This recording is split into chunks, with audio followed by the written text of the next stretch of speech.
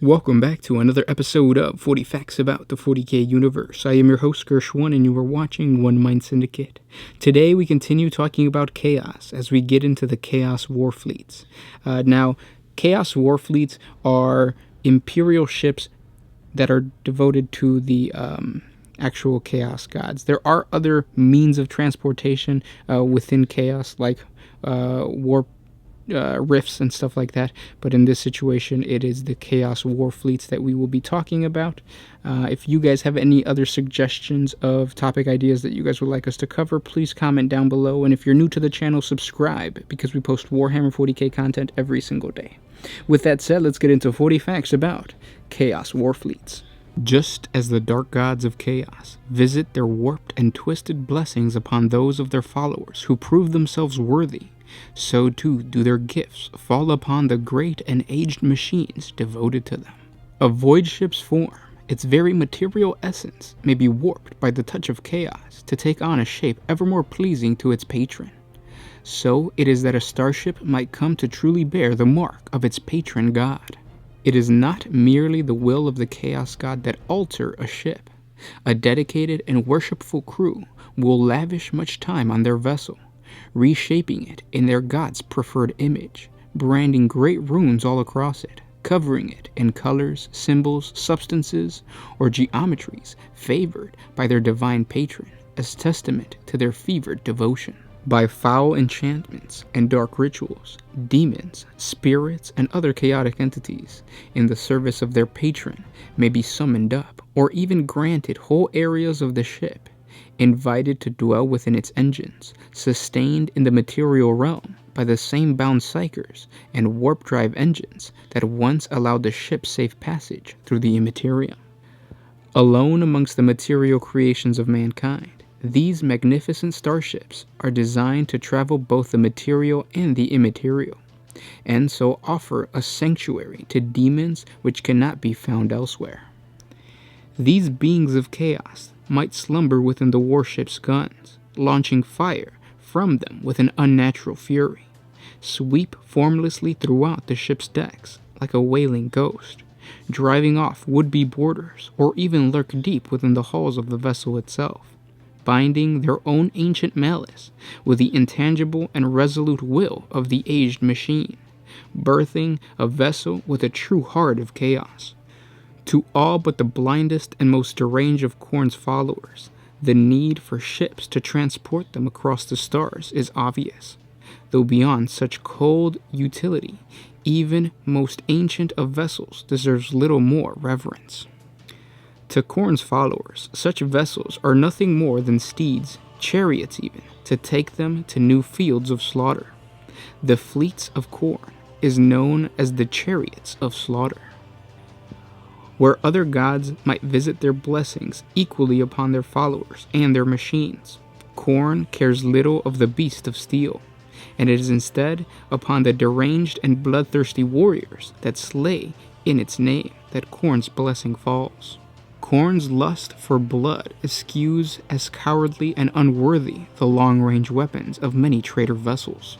Even a perfectly well-armed and equipped warship of Khorne may forego all weapon fire as its frenzied crew plow furiously forward, impatient to fall upon their enemies in hand-to-hand combat within the narrow confines of an enemy vessel.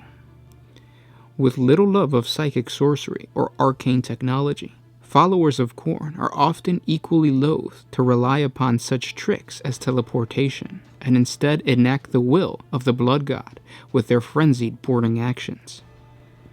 So insanely devoted by the lust for blood are some that they forsake any form of ranged warfare, and instead populate drifting space hulks from where they can fall upon enemy fleets, or even worlds, in an unstoppable tide of boarding actions or bloody planetary assaults.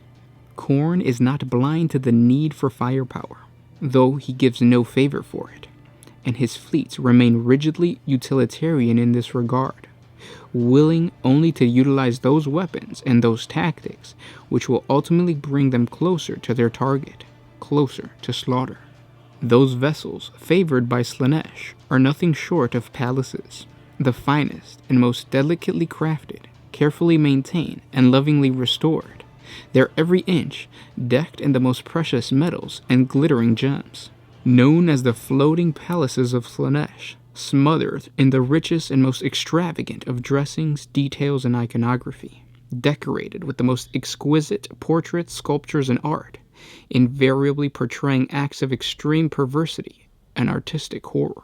Then, the followers of Slaanesh slumbers a malice of ecstasy, drawing themselves into an action only to further their exhausting pursuit of pleasure and new sensations. Such are the delights within these palaces of Slaanesh, that there are beacons of seduction to those that look upon them. Vessels nearing them might find their vox-links bombarded, not by the expected hails of identification, allegiance, and intent, but rather by a cacophony of giggles, screams, moans, and gasps, both disorienting and enchanting, broadcast by the fickle followers of Slaanesh, seemingly uncaring, perhaps even unknowing. For those whose inadvertent frequency scanning or attempts at communication open up such a channel, it is a voyeurism gaze at pleasure beyond comprehension. But pain is pleasure, as the incautious should not forget.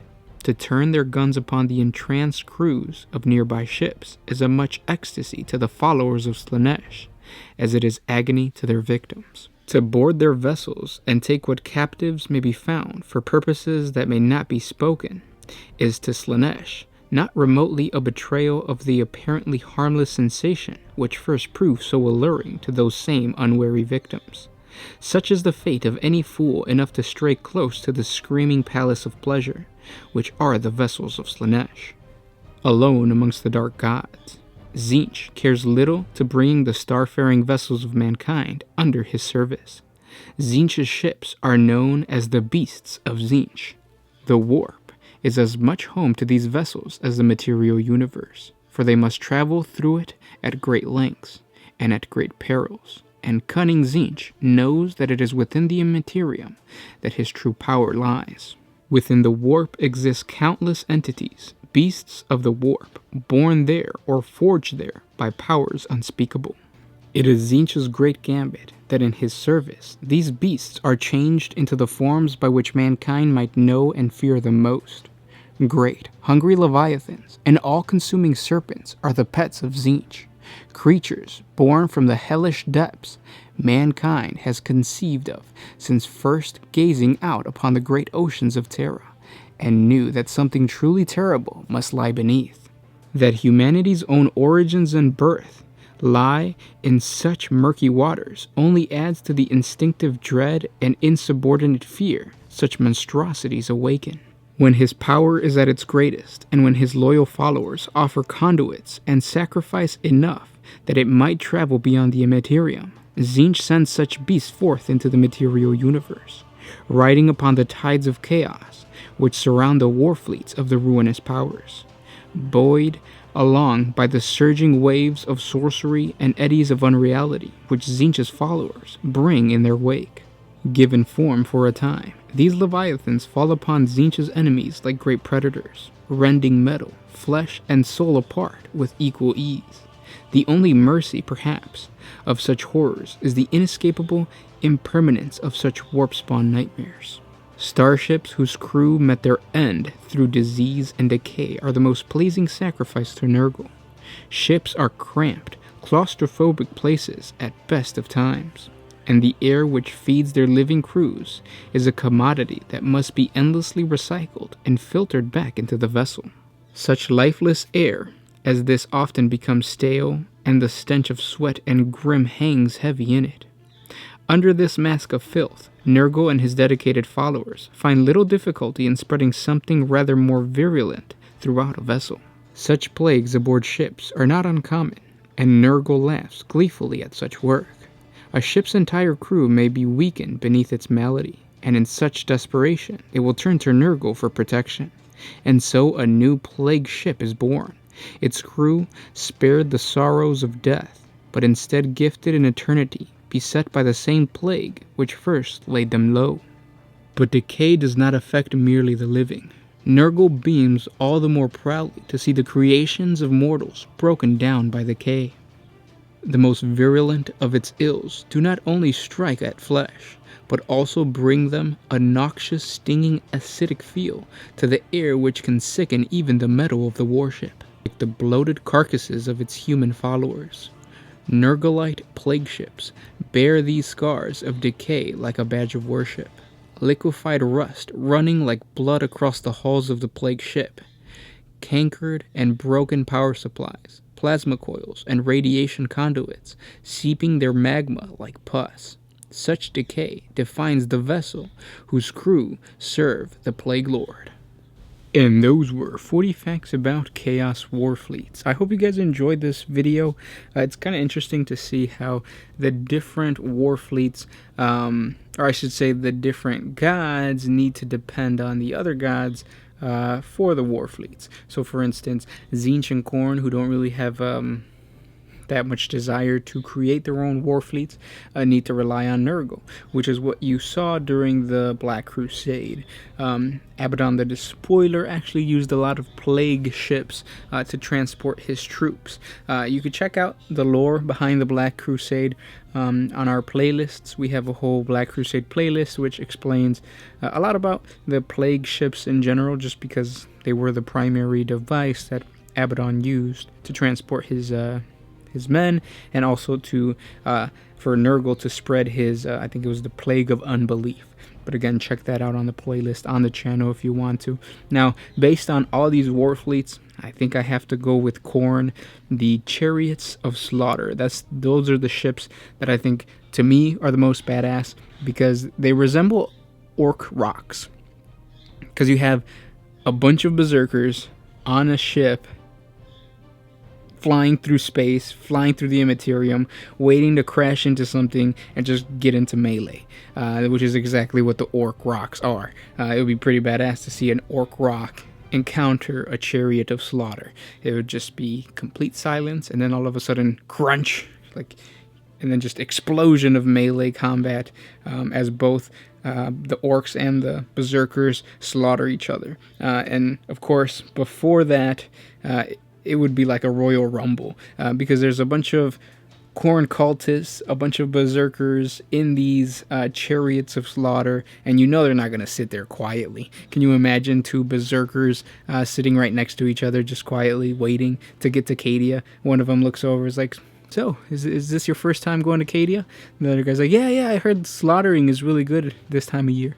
It would just be goofy, so you know it's like a straight up Royal Rumble as soon as you get into the Chariot of Slaughter. Khorne wants more skulls for his skull throne and blood for the blood god, so you would have like different cargo bays where there's different like arenas, and it's just an all-out battle, just like an Orc rock. So I would definitely choose that over any other warship. Now it's your turn. Comment down below. Tell me what Warfleet you like the most, and share this video with your friends. Get into a conversation with them. What Warfleet would they choose to travel the Immaterium and space with? And again, guys, thank you so much for liking, commenting, and sharing. Because of you guys, we can continue to put out more Warhammer 40K content. And again, if you have any other suggestions for topic ideas, comment down below. And I'll see you guys tomorrow. This was Gershwin with One Mind Syndicate, signing out.